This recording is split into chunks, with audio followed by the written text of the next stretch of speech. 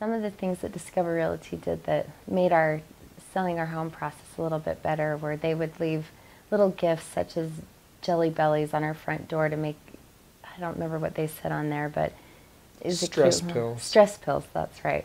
It was a cute little thing to kind of ease the stress of selling our home. And then throughout the process, we'd get little cards or a couple of gift certificates. And then at the end, when we sold our home, we got a gift basket. And it was just nice to know that they cared and they wanted to know that they were thinking about things as well and that we weren't just kind of sitting on a back burner until an offer came in. Discover Realty really made the process fun. They left little presents on our door. They sent us gift cards to restaurants. And when we closed on the house, they gave us a big gift basket full of goodies and treats and just made us feel special.